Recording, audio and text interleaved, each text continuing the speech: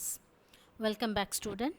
As a continuation, we will see today how we are going to generate our baseband signal, that is your modulating signal, from a frequency modulated signal. So, that is nothing but frequency demodulation. Frequency modulated signal regenerate. So, what is it? How? What is demodulation? We will see. So, what they does is they are going to produce the output voltage for each and every instantaneous amplitude, which is directly proportional to the instantaneous frequency of the FM signal. So, FM is going to be your input now. So, you have transmitted your FM signal through the channel. You are going to receive at the receiver end.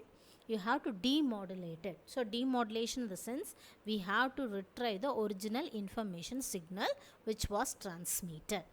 So, this FM signal is nothing but frequency modulated signal, that is for each and every instantaneous value of the information signal you have varied the information carrier frequency. So, the reverse is done here. So, here the output voltage instantaneous amplitude is directly proportional to the instantaneous frequency of the input FM wave that we are going to produce. So, this can be done in two methods. One is frequency discriminator and another one is phase lock loop demodulator. In case of frequency discriminator, what we use is we are going to make use of a envelope detector. Here we have got slope circuit and signal differentiation method. So, what is frequency discriminator? So, this is the first method. So, here what we are going to do is you are going to have your frequency modulated signal denoted as GFM of t, which is A cos of omega ct, that is your carrier frequency, your frequency factor kf, the original signal m of alpha d alpha. This is after integration you will be getting this. So, it is minus infinity plus infinity. So, this is going to be your frequency modulated signal. You are going to retrieve your information signal from the frequency modulated signal. How this can be done is, this can be simply done by getting the differentiation of the signal. So, while you differentiate and pass it on through the envelope detector, you can get the retrieve the original information signal. So, transfer the information from the angle to the magnitude. That is the first step. So, what we are going to do is you are going to find the derivative of the sinusoid results in multiplying the magnitude of the sinusoid by the derivative of its angle. The derivative of the above frequency modulated signal will be like this. So, differentiate this with respect to t. So, it is d times gfm of t divided by dt. Differentiation of this is a, we know that cos theta is nothing but sin theta value. So, cos is going to be minus sin theta. So, theta value, write it as such. So, your theta is also a function of t value. So, here what it becomes is omega ct. Differentiating this will be resulting to omega c. And this is integration of this. So, differentiation the integration is nothing but a constant. So, you will be having this kf a constant value here, and this differentiation of this term is nothing but your m of t value. So, in general you are going to have the signal represented as a cos theta. Differentiating this will give you minus a sin theta. So, minus a is a constant amplitude, instead of cos, differentiation of cos is sin, theta value is as such. Once again differentiation of theta will leads to this expression. So, this is what is depicted in the next slide. Yeah, what we have to do is you are going to have your frequency modulated signal, differentiate that signal. So, this is your differentiated signal output, pass it on through an envelope detector. So, which we have already used in case of your amplitude modulation signal. So, this will retrieve the basic signal, that is your information signal m of t, and this can be used in two different ways.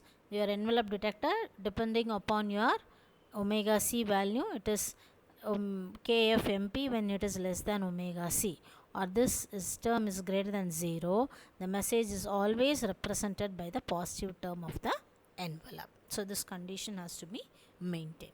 So demodulation of FM is nothing but based upon the discrimination. Discrimination is nothing but derivative.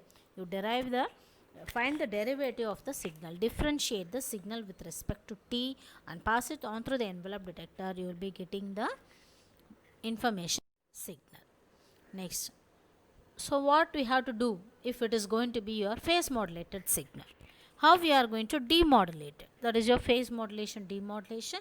So here you assume this your phase modulated signal is PM of t. Instead of FM you put PM of t, and here it is Kp into M of t.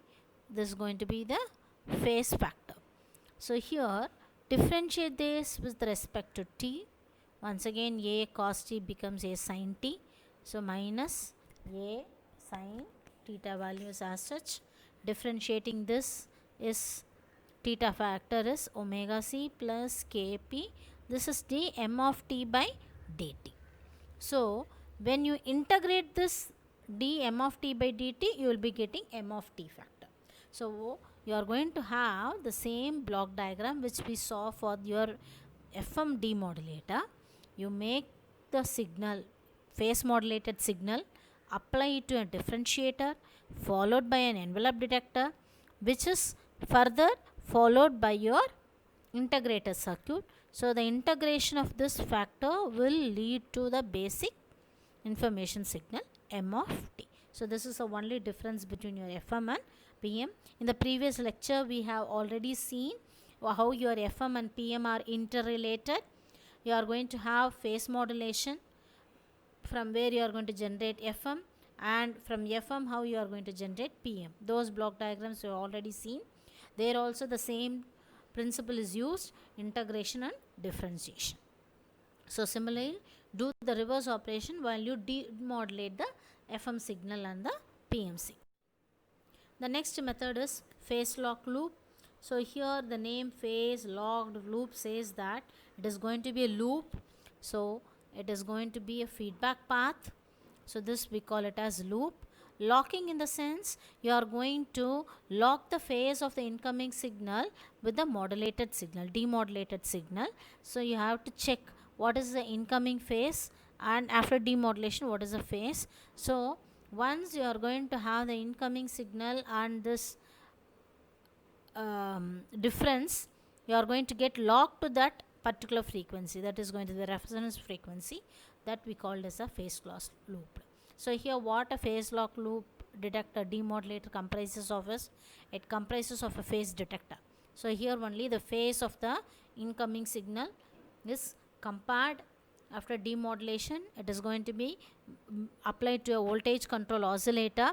So this voltage control oscillator will detect the difference in phase and get locked with the incoming signal phase. Hence it is called as phase locked loop. And phase lock detector output is going to be applied to a low pass filter followed by an amplifier whose output is going to be your baseband signal, that is your demodulated output. So you can see how your PLL works, that is phase lock loop works. So it is very easy. Actually you are going to have your input signal, FM signal, and the output of your voltage control oscillator. Both together is applied to the phase detector. That is the first block of your circuit block diagram. The output of the phase detector is going to be get filtered by means of a low pass filter, the amplifier, and then used for controlling the voltage control oscillator. When there is no carrier modulation and the FM signal is in center of the pass band, the voltage control oscillator's tune line voltage will be at the center position. So this is how your difference is going to be calculated, and how it is going to be tuned to the center position is done by your voltage control oscillator. When deviation is going to be exist, the carrier frequency, this voltage control oscillator frequency follows the input signal in order to keep in lock with the incoming carrier frequency. So as a result, the tune voltage, line voltage to the VCO varies, and this variation is proportional to the modulation done to the AM carrier wave. This voltage variation is filtered and amplified in order to get the demodulated signal. So this is another form of getting the frequency demodulated signal, where you are going to phase lock your amplified signal with your incoming frequency signal. Thank you, students. And in the next video lecture, we will discuss some of the rules and the functions to be followed, such as Bessel's function, Carson's rule. We'll see the advantages, applications, and the comparison of all the three modulation techniques which we have discussed so far. And also, of course, some of the problems we will discuss on